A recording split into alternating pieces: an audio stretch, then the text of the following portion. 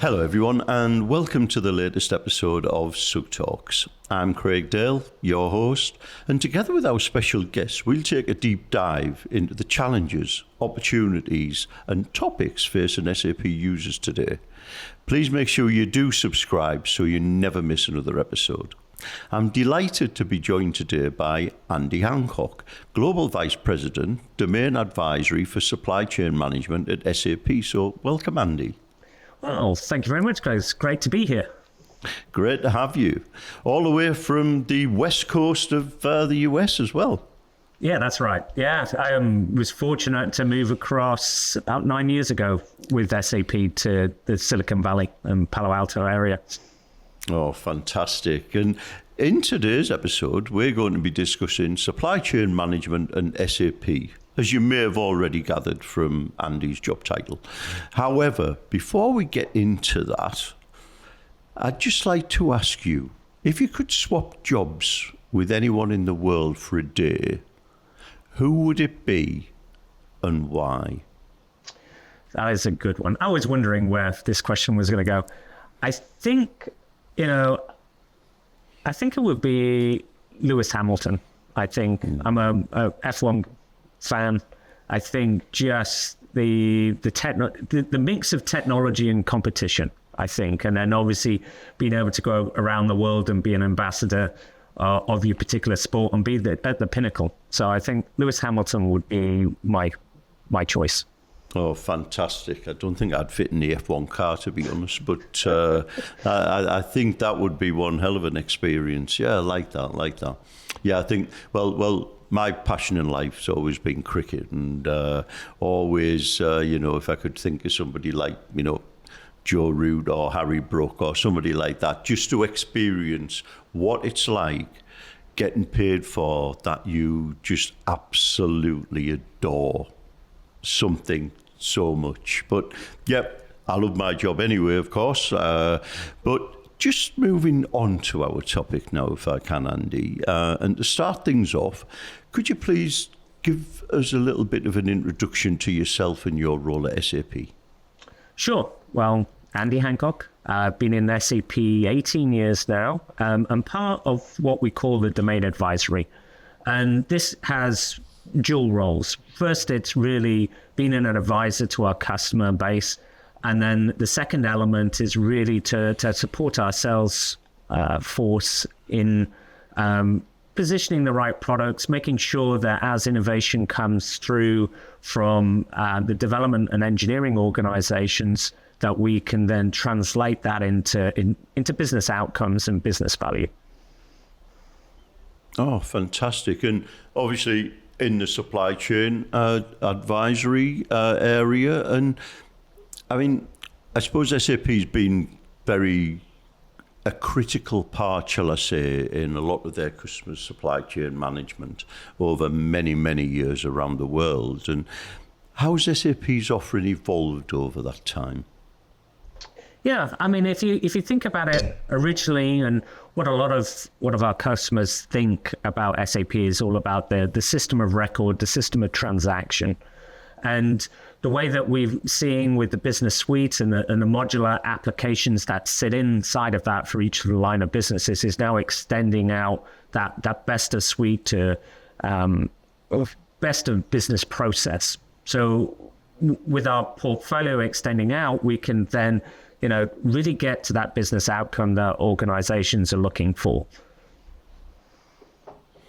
Oh, fantastic. Yeah. And I suppose, that evolving over time. I think when I first joined the user group over 20 years ago now, supply chain was obviously a key focus area, has evolved and grown, with lots of line of business solutions, etc., coming into the fore there.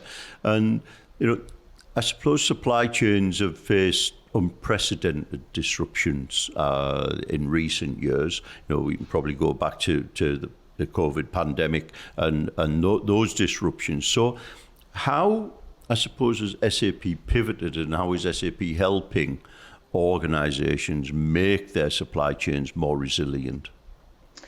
Right. I mean, as you mentioned, pre-pandemic, everybody was really looking at cutting out costs and being as efficient as they could be, whether or not that was outsourcing various aspects, contract manufacturing in other regions of the world.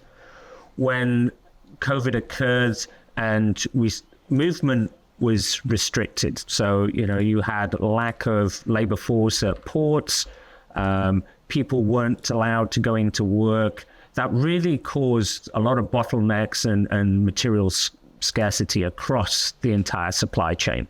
So organizations, they went into like a survival mode. One was really how can I stockpile the materials that I need in order to put product onto the shelf. Others decided to really rationalize what they were actually providing their customers. In a few of our organizations really reduced the SKUs available to their organization. I mean, if you can imagine that the restaurant and entertainment business ceased to exist overnight. Mm-hmm. And then what we saw is now we went into that resilient phase. The issue with resilience is that you remove agility out of it. Now, I don't know if you follow on with Gartner. Last year, they started to talk about the next phase of risk and resilience, which is anti-fragility. And the best way of describing it, actually, I can use Ed and Senna as one of his quotes. It was like, when everything is going well, and it's a dry circuit, it's very difficult to overtake your competitors because everybody's optimum, and it's really there's not very many opportunities in order to overtake.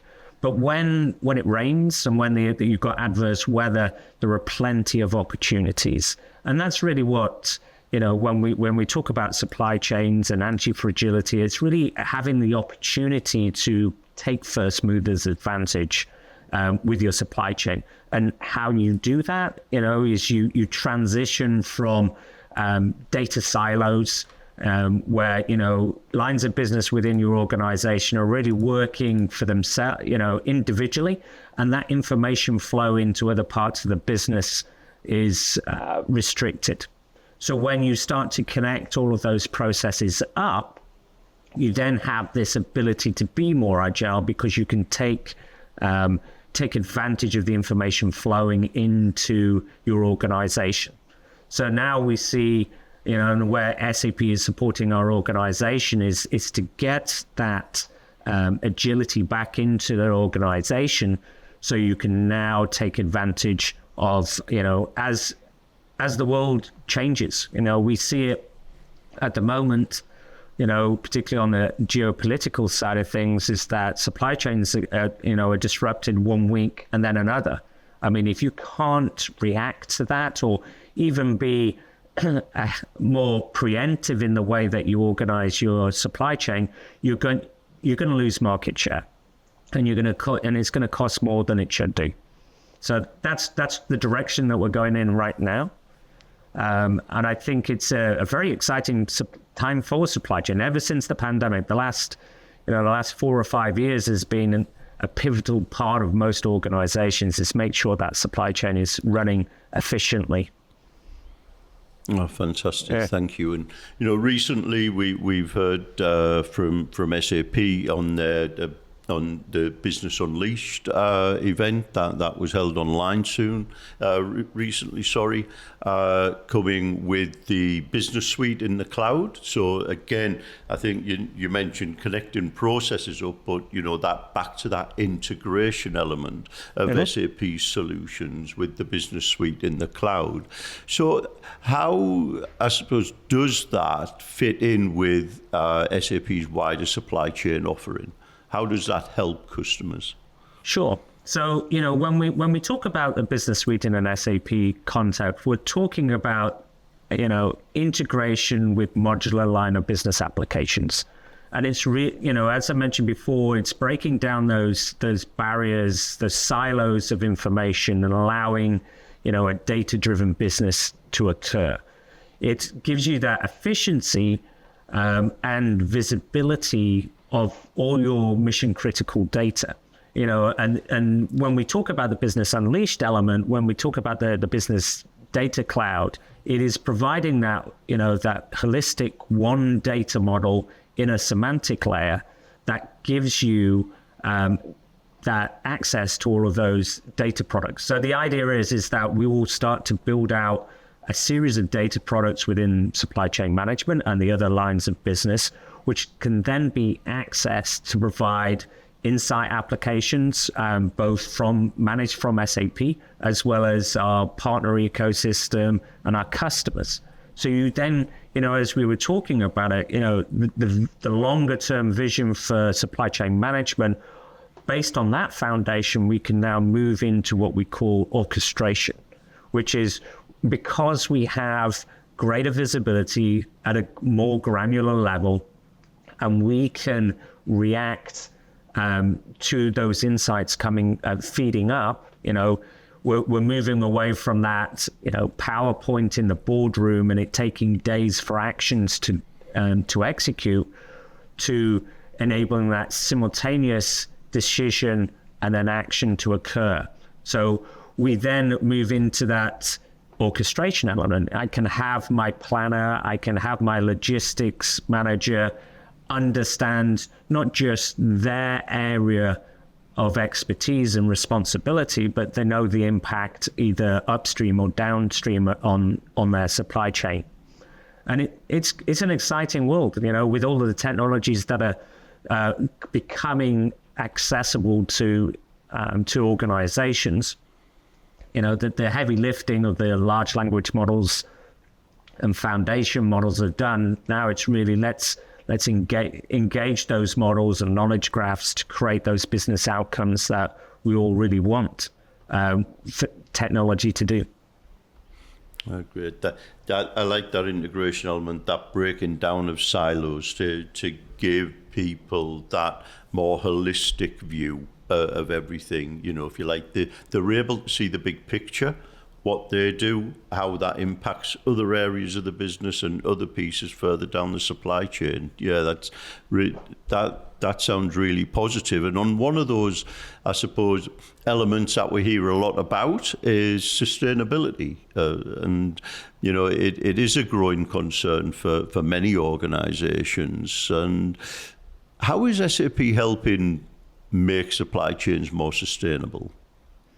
I think, there's two distinct areas. There's a portfolio of solutions in order to address some of the individual sustainability requirements. We talk about from the green ledger, green token.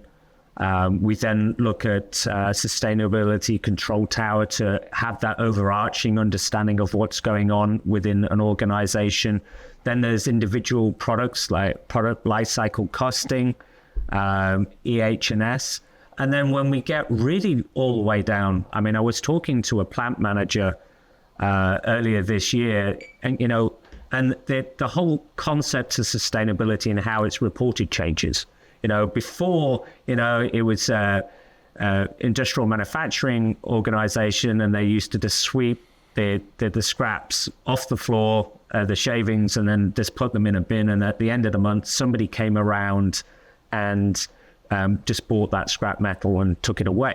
It was a line item in the P&L. And it just used to be a profit center. Now this is part of our circular economy. This is part of our sustainability element, where we're actually providing a complete life cycle in our product matrix. We see that in individual applications where that visibility, that connection between the importance of sustainability and really transforming that into competitive advantages.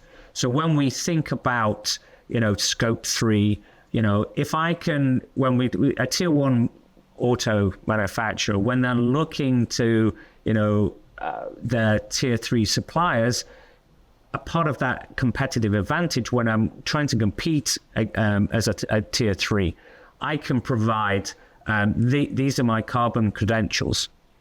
This is my sustainability objectives. And then I can pass these pieces on. You see the way that Tesla, sells its carbon credits to other manufacturers. In the same way, you create that visibility throughout each of those levels in order to be able to report. I think it's the difference between, sustainability operations and ESG policies. That gap is now really closing between those two policies, the actuals and planned pieces. On that point there, so you were talking there about the plant manager earlier on, and the pieces of metal goes through manufacture, you have the scrap, and then somebody used to come along and pick it up, whatever. So I'm kind of thinking of when blockchain came to the fore several years ago, to be able to, if you like, follow something, whatever that might be, from one end of the supply chain to the other, so you've got full visibility. Is that in operation at all, or is it being utilised in that way to enable manufacturers or organisations to track elements of the products right through the supply chain to understand the sustainability and the use of that? Yeah, I mean, SAP uses it in green token. So, I mean, the key thing about when you talk about blockchain is just that, is that a technology looking for a problem? And what I mean by that is that, a relational database does extremely well in a transaction with two parties. So if we are transacting, we can put that transaction down in a row on a database table, and that is perfectly adequate. But if we were to then bring a third party in that may not necessarily have access to either of our systems, so let's say we're getting raw materials from Asia, and they're not necessarily in our network, and it's a one-off, then that's when blockchain provides you that genealogy of our origin. You see it in the diamond minerals and gemstone market, where they need to track the origin just to make sure that they're not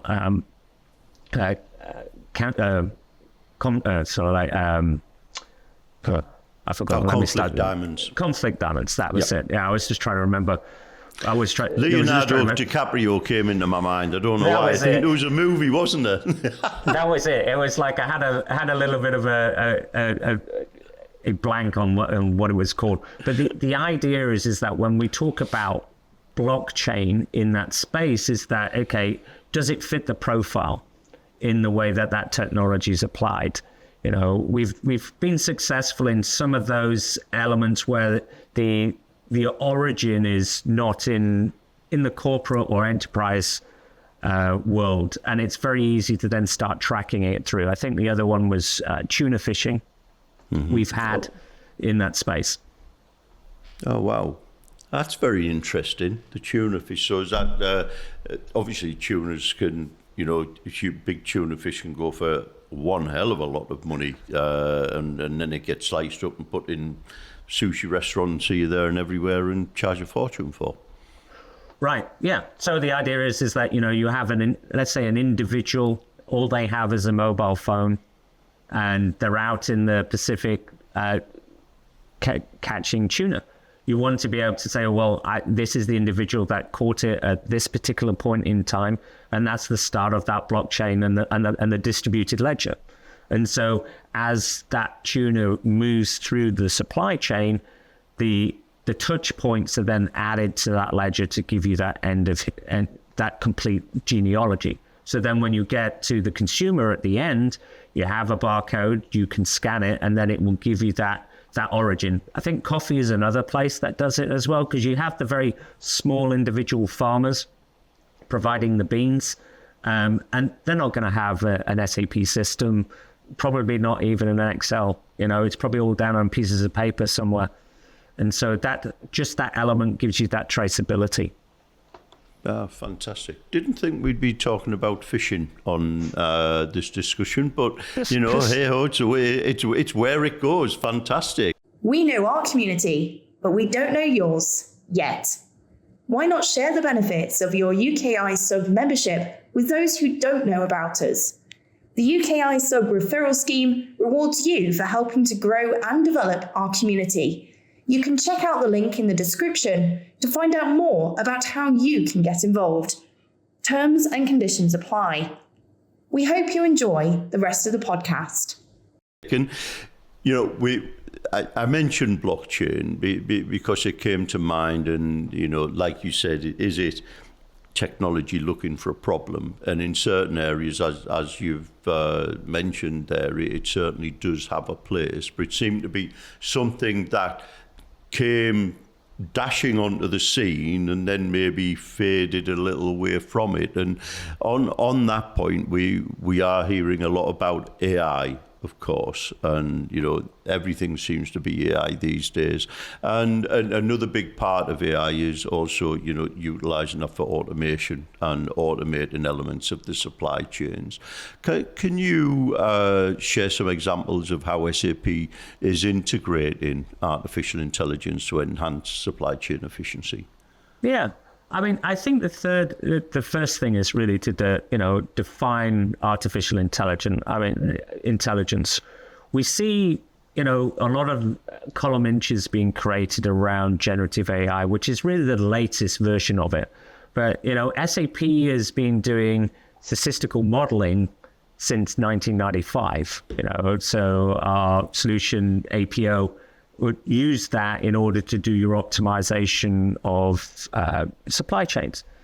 Then, HANA came along. Within that, there was the predictive analytics library. And around 2010, a lot of applications started to use machine learning embedded inside of those applications. And just about all of the applications in the supply chain portfolio have some sort of embedded machine learning, AI. And so we have things like scheduling, we have predictive maintenance, we have conversational planning boards in the logistics area. We have optimization runs for demand forecasting, scheduling, and computer vision in manufacturing. So it really covers, there's machine learning across all the various aspects of the supply chain. The interesting thing that everybody is talking about is, the generative AI, creating new content or providing insights.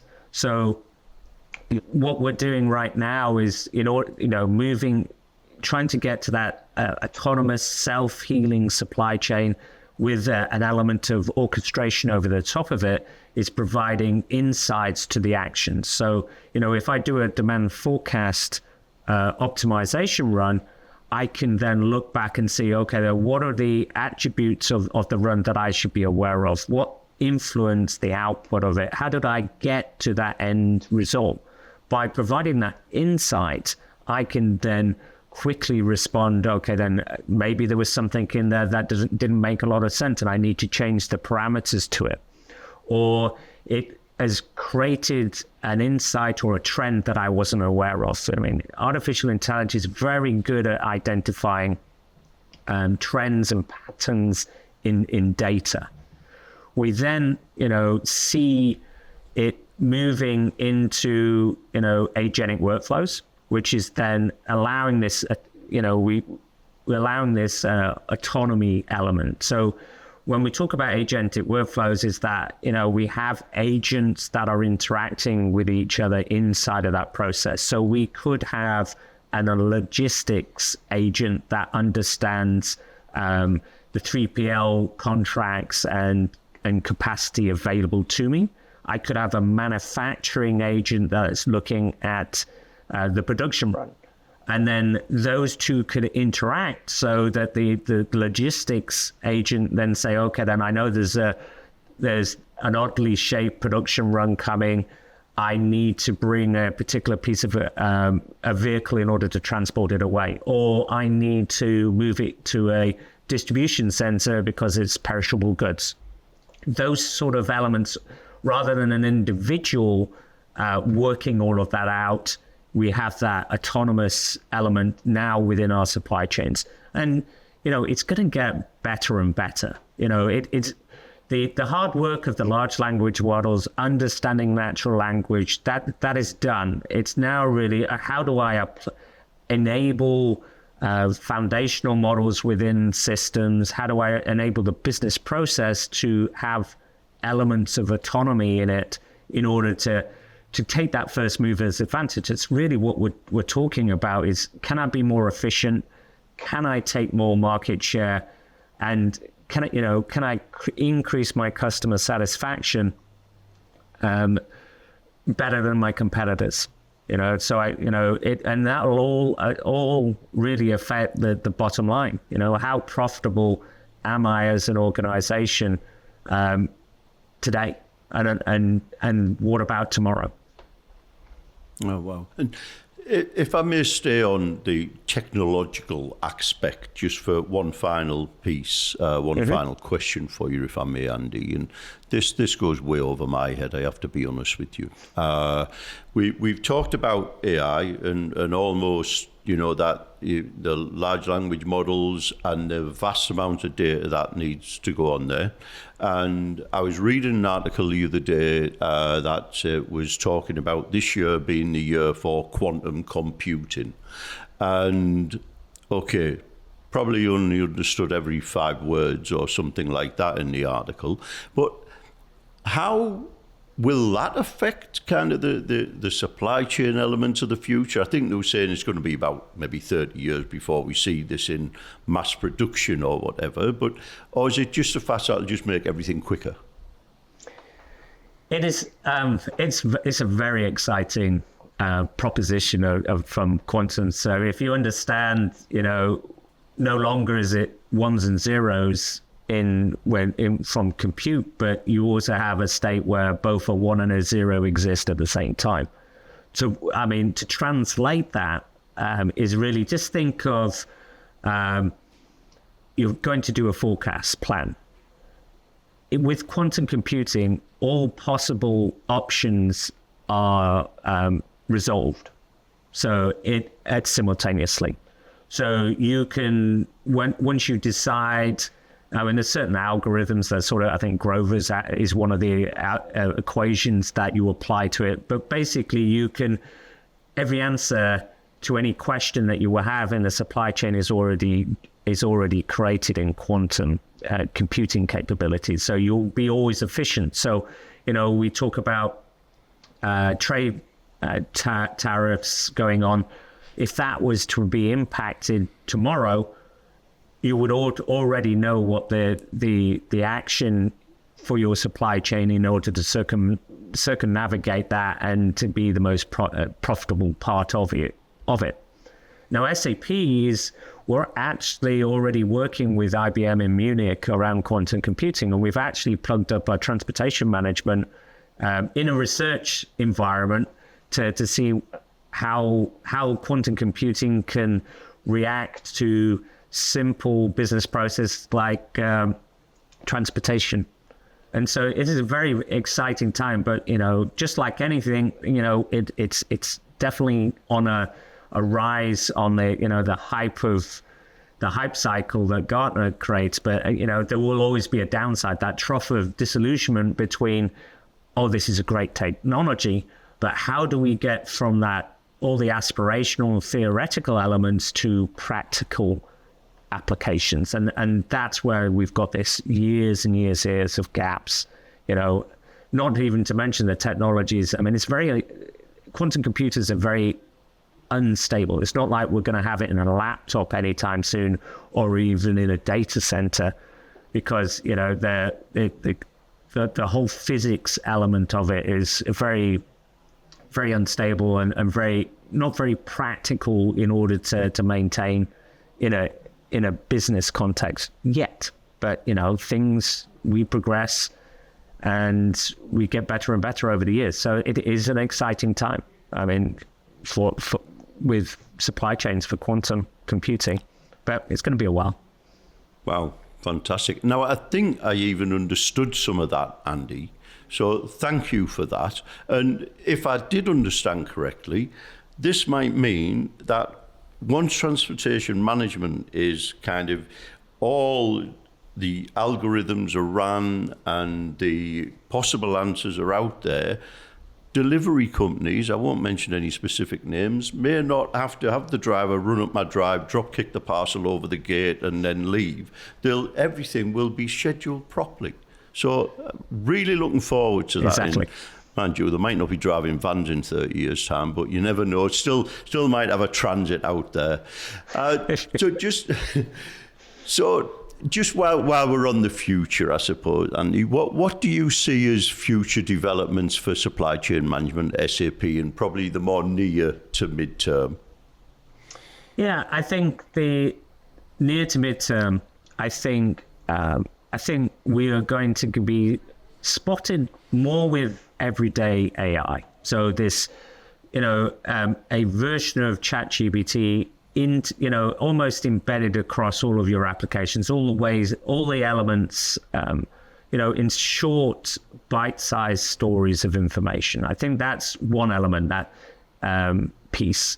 I think in a parallel element, I think we're going to get humanoids more. I see there's a lot of testing going on in that because I think OpenAI and there's an organization called Humanoid, I think, or Human AI, that provides, basically mechanical humanoids to do, move boxes to, you can imagine them interacting with humans. So that computer-human interaction that's going to get easier and easier. And then you're going to have that practical element of, them being able to pack that transit. If I can say, okay, then I'm on this particular route, I'm ready to go, and then the robot basically packing the van for you in the right order. I think that is coming along. And then I think when we see this orchestration, I think the ability, an individual to impact a supply chain with greater accuracy, with greater efficiency, and what I mean when we talk orchestration, it's moving, crossing over those silos those data silos that we were talking about. So I, as a planner, can impact the production run. I can impact who we order on the 3PL at the far end, or how that service technician goes out. So it's crossing over multiple disciplines. I think that is definitely in the near term, is that, and with the agentic workflows, I think there's going to be an element of self-healing in the way that an organization looks after itself, and so the best fit for the particular situation would be created without too much human interaction. I mean, we're talking about a lot of technology, and the complexity of a supply chain increases. We talk about not just about our own organization, but collaborating out into the network.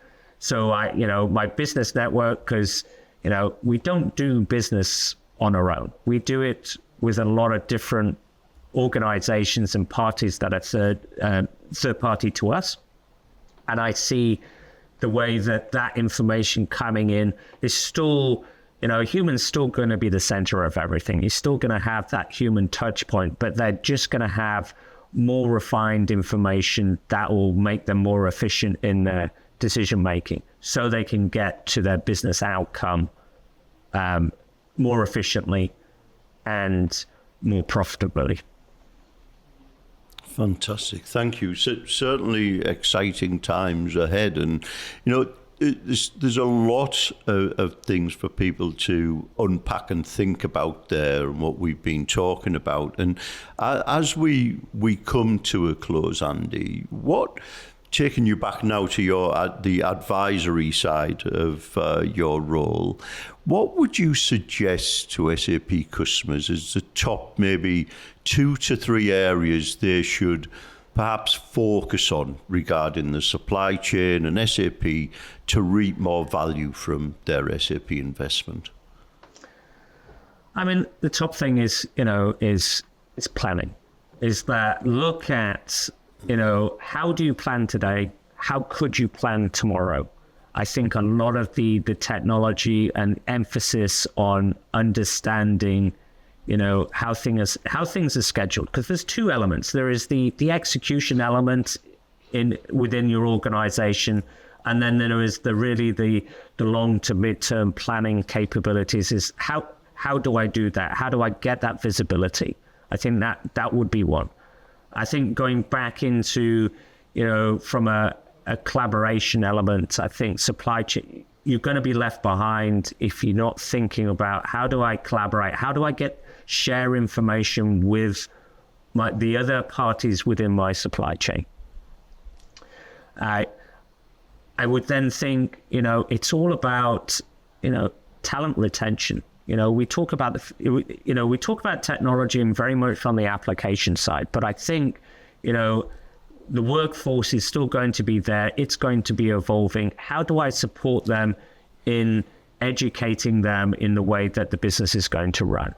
I think that is, we see the way that information it's no longer, printed out 2-inch books that you flick through when you're in the warehouse. It's more, can I consume this 30-second or 3-minute short form video that I have that I see everybody using on YouTube, Snapchat, TikTok, that kind of thing. I think the way that that's going to consume it.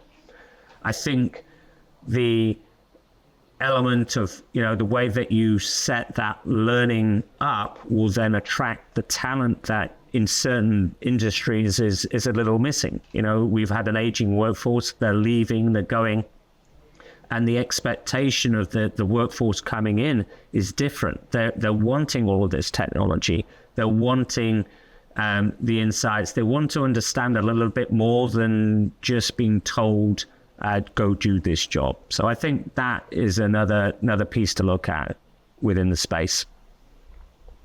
And I think fantastic. Yeah, and I think that the last bit would be embrace the technology. It's going to come, and don't get overwhelmed, because I think it's going to come very quickly.